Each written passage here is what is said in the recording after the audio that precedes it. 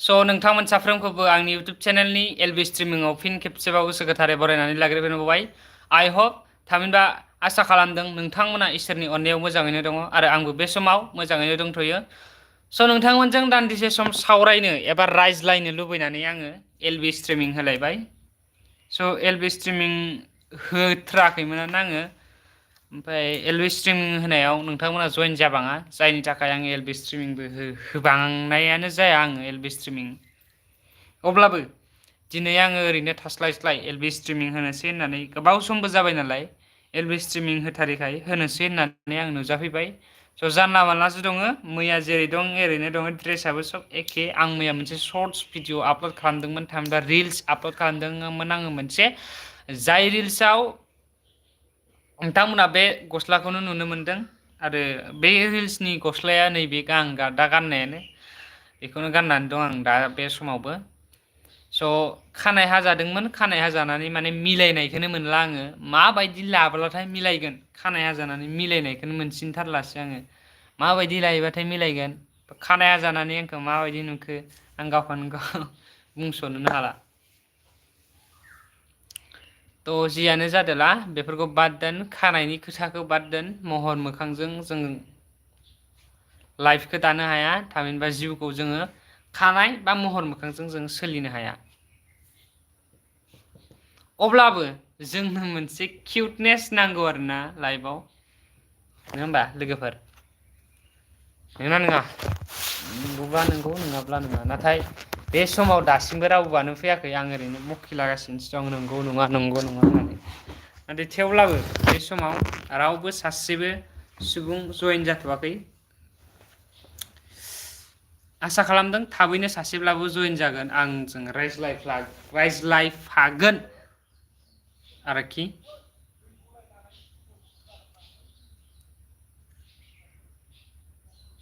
माने खोथाया ओरैबायदि जायो, जेब्ला सासे इउटुब चेनेल क्रिएटरा, मबाइल दोननायाबो मिलायाखैलै, माने सासे YouTube channel क्रिएटरा, okay, New Mayo, hello, hi, welcome to my LB streaming and welcome to my YouTube channel.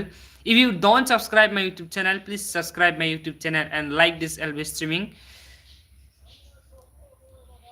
So माने आं बुंनो नागिरदों, सासे क्रिएटरा माबायदि जायो, जों जेब्ला इउटुब चेनेला मनिटाइजेसन जाया, बे समाव जोङो बारे जोङो एलबि स्ट्रिमिं होबाय थायो। ओके, न्यू मेयो आप कहाँ से हो? सो मैं इंडिया से है। इंडिया तो होगा, इंडिया से ही होगा तुम भी, क्योंकि तुम तो हिंदी से बात कर रहे हैं मेरे साथ।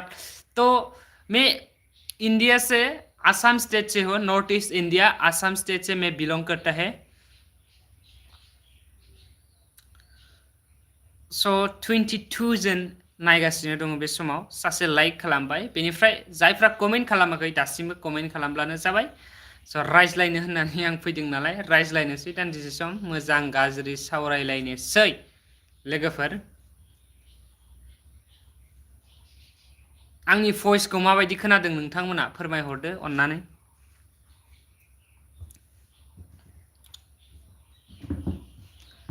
माने एलबि स्ट्रिमिं होब्लाथाय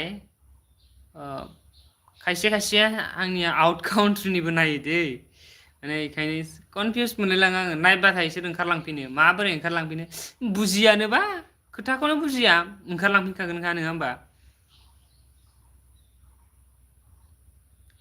थेवब्लाबो आं एलबि स्ट्रिमिं होनो लुबैयो, माने लाइभ रायज्लायनाया एसे आलादा जायो नालाय। कमेन्टआव हरनानै रायज्लायनाय आरो लाइभ होनानै रायज्लायनाय बे एसेबा आलादा जायो। माने बे समाव आं न'आवनो दंथ'यो नालाय, बेसेबां सानसे बेसे जिराय थाबाय थानो, बेसेबां उन्दु थाबाय थानो, बेफोरबायदि जायो। जोङो क्लासआबो जोब्बाय, कलेजना कर्सआबो जोबजोब्बाय। न्यू मेयो, आप क्या बोल रहा है यार? अच्छा, मैं पता है, तुम पता नहीं मैं क्या बोल रहा है, तुमको तो पता ही नहीं होगा, समझ में ही नहीं आया, समझ में नहीं आएगा, क्योंकि मेरा जो मातृभाषा है, जो मेरा मातृभाषा वो बोरो है। तुम बोरो को जानते हैं क्या? हम बोरो कम्युनिटी से बिलोंग करते हैं, हम ट्राइबल लोग हैं। तो मैं बोरो भाषा में बोल रहा है कि ऐसा ऐसा ऐसा ऐसा, क्योंकि मैं आज लाइफ इसीलिए दे रहा है कि कुछ काम ही नहीं करने का मन ही नहीं कर रहा है अभी, क्योंकि मैं हमारा जो कॉलेज है उसका कोर्स भी खत्म हो गया, अभी एग्जाम चलने वाला है, दैट मीन्स एग्जाम होने वाला है, इसलिए हमारा कोर्स भी खत्म हो गया। तो मैं क्या करूँ, घर में तो बहुत नोट्स लिख लिया है मैंने, बहुत नोट्स लिखने का भी बाकी है, लेकिन आज जे जो लिखना है उसको आज मैंने लिख लिया पहले से, मतलब मॉर्निंग में मैंने लिखा था। तो मॉर्निंग में लिख के 12 बज गया यार। तो 12 तो नहीं बज रहा है अभी, अभी कितना बज रहा है, 11:19, मतलब मैं 10 बजे तक मैंने लिखा है नोट्स। उसके बाद मैंने क्या करूँ, मैं सैमा दंब्ला सोरैलाय, लाभ इउ ब्र, लाभ इउ लाभ इउ लाभ इउ, अबेनि नों होनगारगोरबाय फाय, आङो बिटिसि नि लोगो नोंथां, निउ मिय होननायखाय आंलाय मा हिन्दीवाला मार नामा सानफ्लांलायनांदो थै, उसुबिदा खालामोलै बेथो बीटीसी नी दीपक रॉय। कहाँ से हो? हाँ भाई मैं आसाम स्टेट से हो, आसाम आसाम। मा नेम नोंना? आंनि मुङा जाहैबाय, नोंथाङा चेनेलनि नामखौ जेरै नुदों एरैनो आंनि मुङा।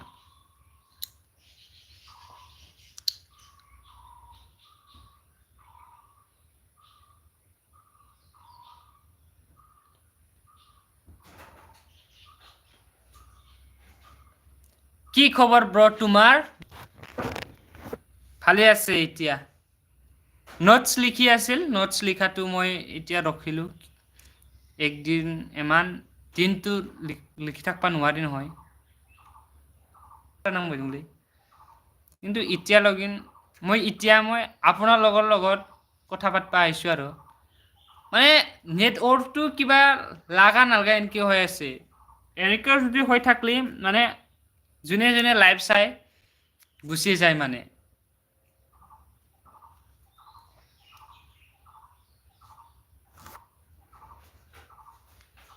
चला गया सब लोग शायद।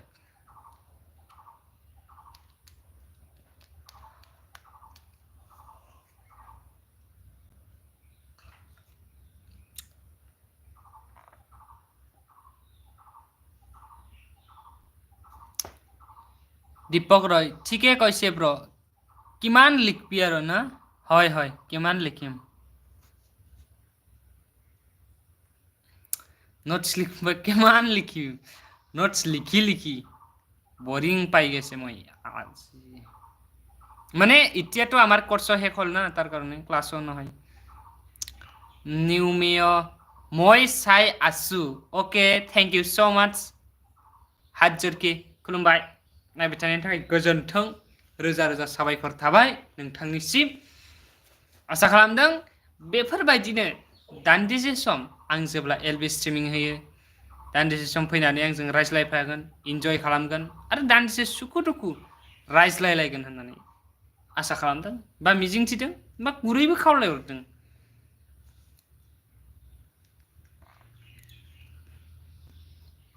नोंथांमोननि कमेन्टआनो आंनि थाखाय बोर, आरो नोंथांमोननि कमेन्टआनो आंनि थाखाय सावबो जायो।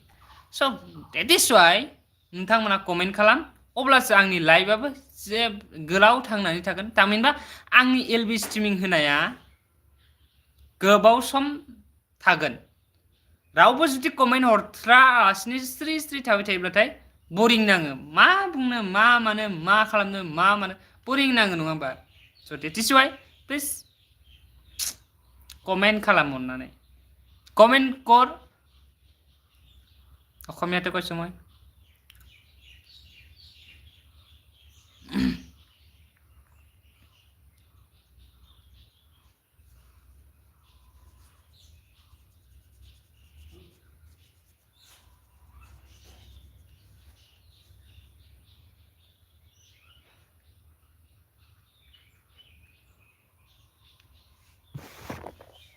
Okay bro. Bye. खामानि नों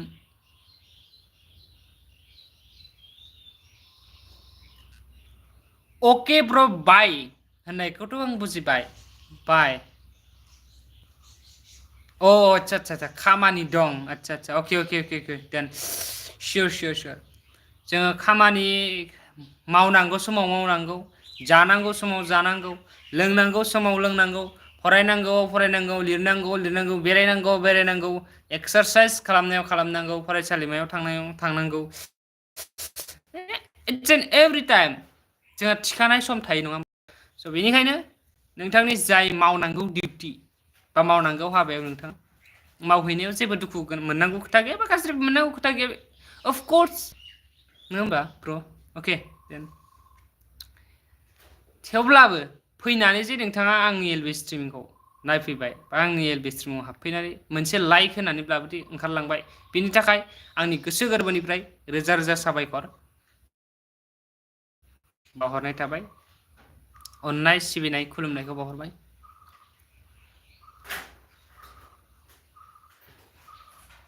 फैबाय थानाय समाव फैबाय थानाय बुब्लियाव नोंथांमोन साफ्रोमनिबो अननाय सिबिनाय आरो सापर्टखौ मोनबाय थागोन होननानै मिजिंथिदों. Without support रावबो सुबुङा डेभेलप जानो हाया दै. नंगौना? आं 12टासिम लाइभ होनो भाबिदोंमोन ओमफ्राय सानदोंमोन आरोना मा जायो आधा घन्टासो थानो सानदोंमोन आं.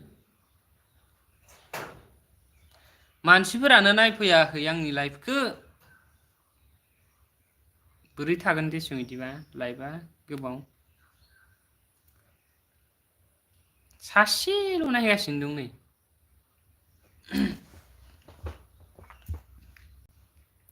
बरिं नाङोलै बिदिबा उन्दुनासो थानांगोन माथो आंलाय बिदिबालाय उन्दुना थानानै लाइभ होबाय थागोन नामा ओमफ्राय फाग्ला बुङोलै नोङो होननायसो जासिगोन बे.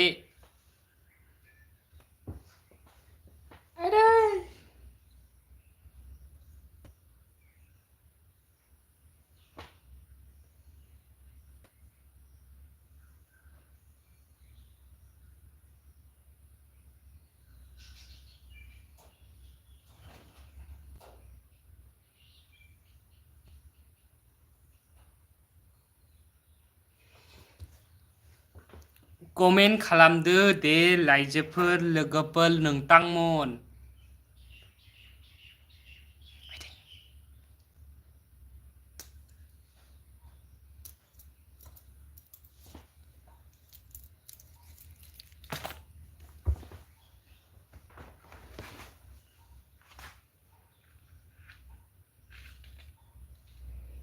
बोरायसै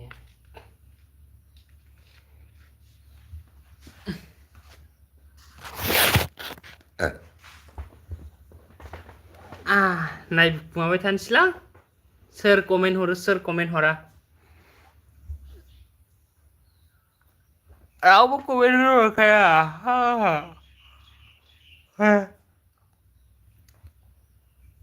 क्यों कमेंट नहीं करते हैं तुम लोग?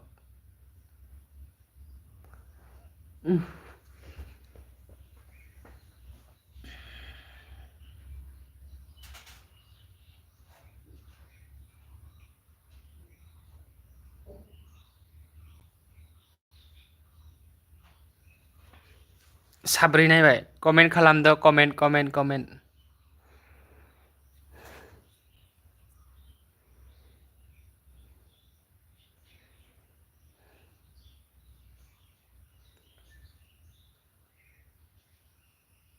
सबा नायबाय बट अभी भी कमेंट ही नहीं कर रहे हैं.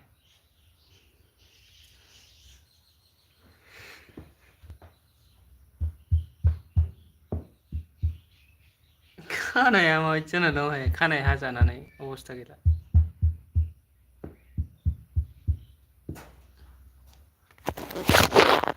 कमेन्ट करो यार कमेन्ट खालामनो नांगौथ' मानो कमेन्ट खालामा नोंसोरलाय.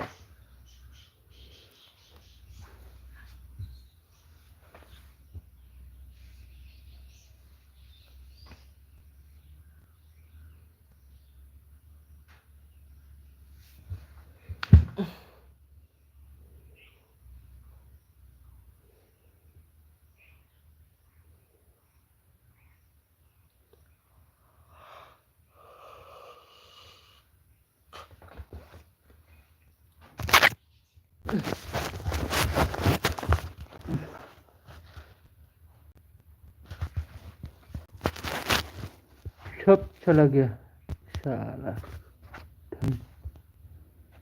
kecuali yang LB streaming फिर से आ गया